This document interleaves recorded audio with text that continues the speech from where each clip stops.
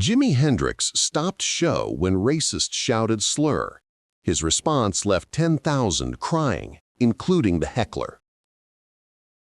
August 1968, Charlotte, North Carolina. The Charlotte Coliseum was packed with over 10,000 people for the Jimi Hendrix Experience's summer tour. This was the American South, a region still deeply divided over race just 4 years after the Civil Rights Act. Integration was law, but hatred still lived in many hearts. Jimi knew what playing the South meant for a black man with a white rhythm section. He'd grown up in Seattle, spent years in London where race wasn't discussed the same way. But the American South was different, dangerous different. His manager had warned him about playing certain venues, certain cities where the Klan was still active, where a black man dating white women, which Jimi openly did, could get killed. But Jimi refused to avoid the South. Music is for everyone, he told his manager. If I only play where it's safe, I'm not really doing anything important.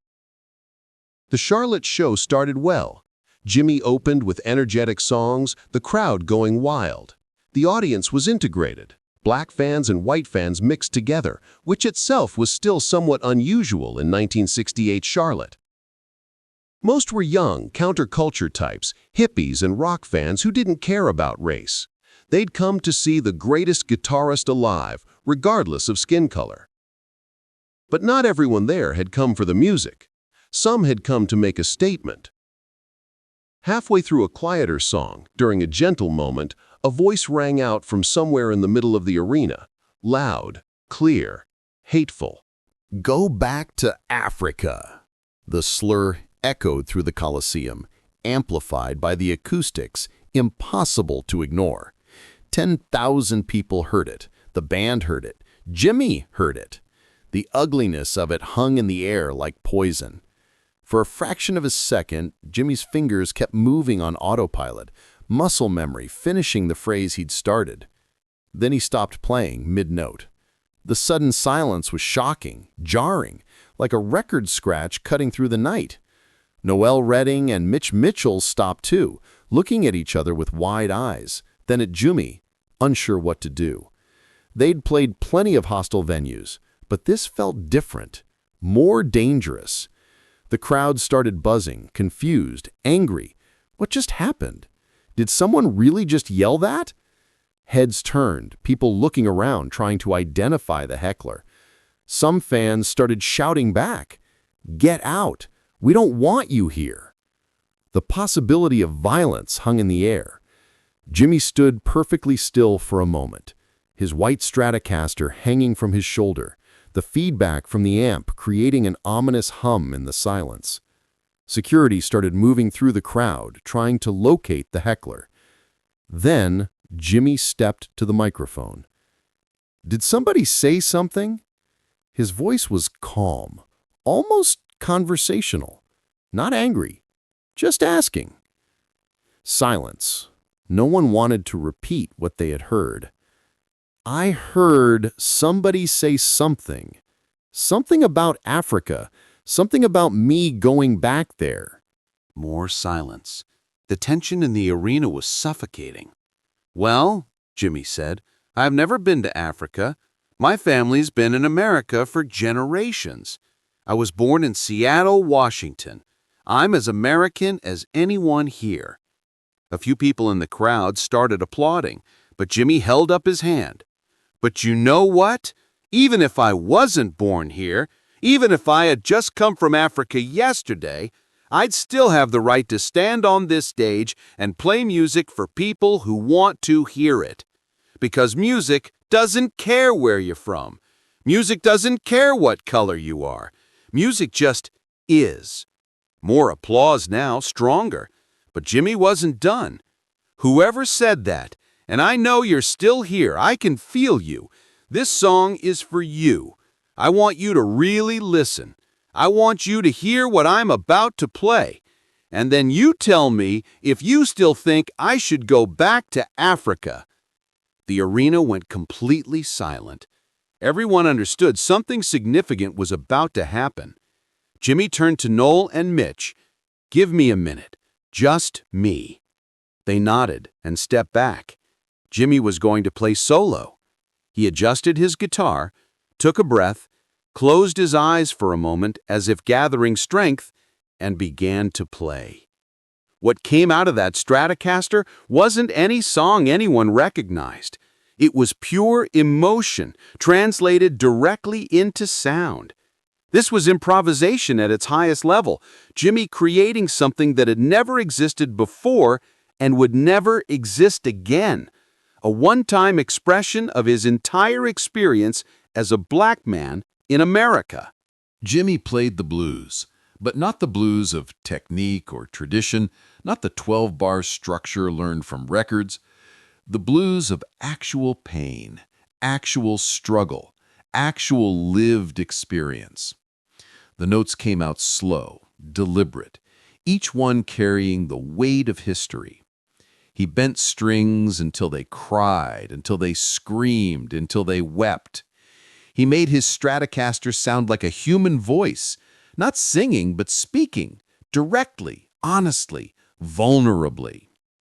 He played about struggle, about being different, about being hated for things you can't control, things you were born with, about walking into rooms where you're not wanted, where people look at you with suspicion or contempt before you've said a word, about being excellent at something, being the best in the world at it, and still being told you don't belong, you're not good enough, you should go back where you came from.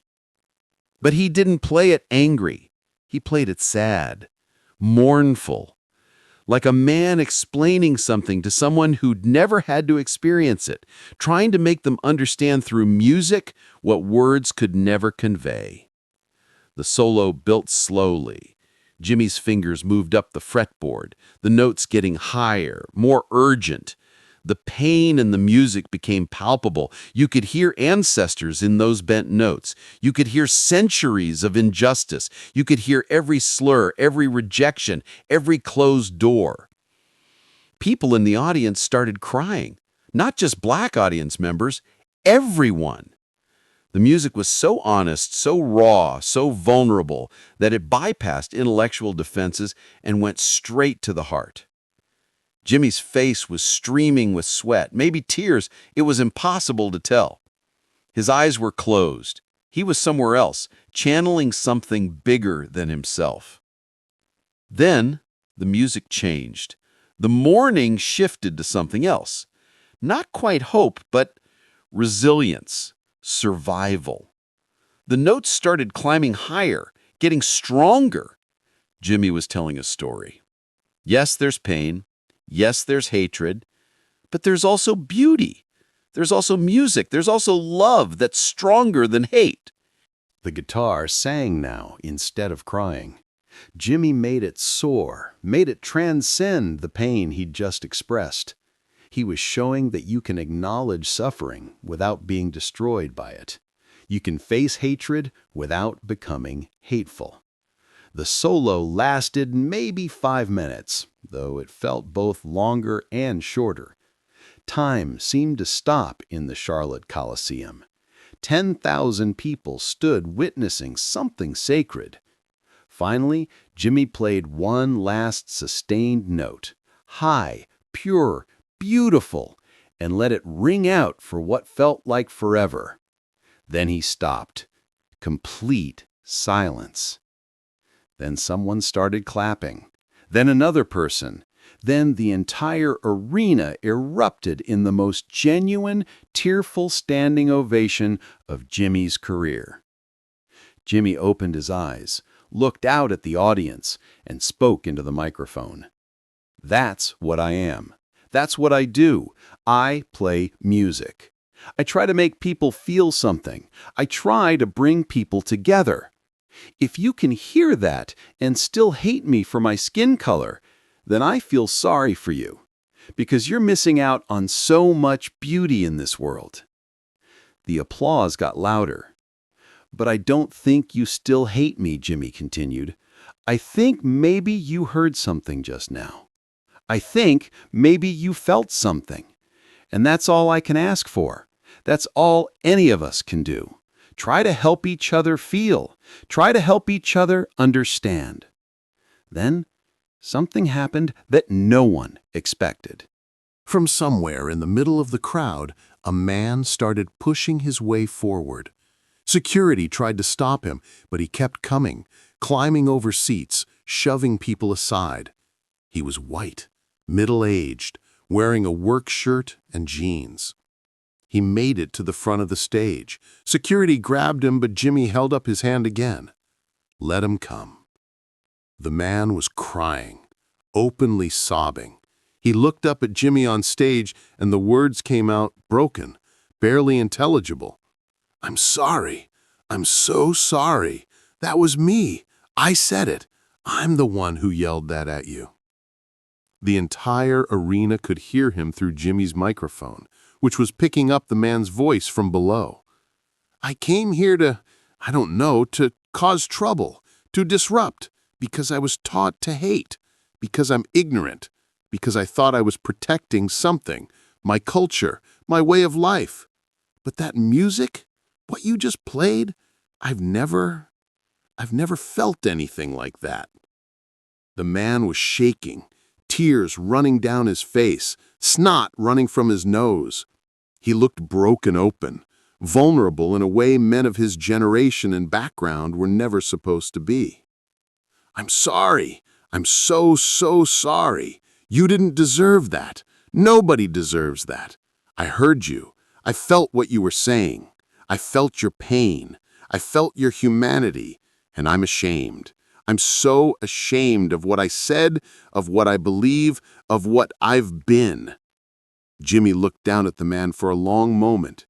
10,000 people watched, holding their collective breath. The entire arena was silent except for Robert's sobbing. What would he do? What would he say? This man had just hurled the worst possible insult at him in front of thousands. Jimi had every right to reject the apology, to let security drag him out, to make an example of him. Jimi knelt down on the stage, getting as close to the man as possible while security held him. "What's your name?" Jimi asked. "Robert Mitchell." "Robert," Jimi said quietly, "I forgive you." The man sobbed harder. "But more than that," Jimi continued, "I want you to know something. That hatred you were taught, that's not your fault. We're all products of how we were raised, what we were taught. But what you do with that now, that's on you. You felt something tonight. Don't forget that feeling. Don't go back to the hatred. Hold on to what you felt when I played that solo." "I will," Robert said. "I swear I will. I'll never forget this. I'll never forget what you just did."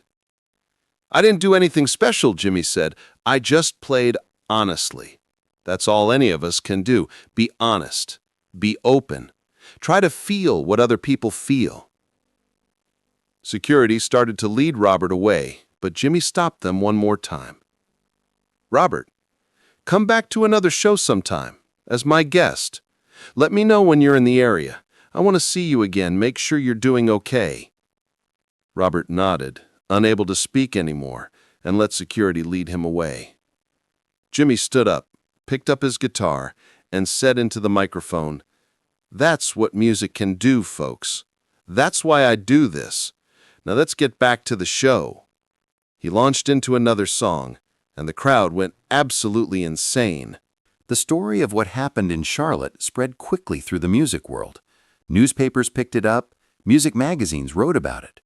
But as often happened with Jimi's stories, the details got exaggerated, changed, mythologized. Some versions claimed Jimi invited the heckler on stage, and they played together.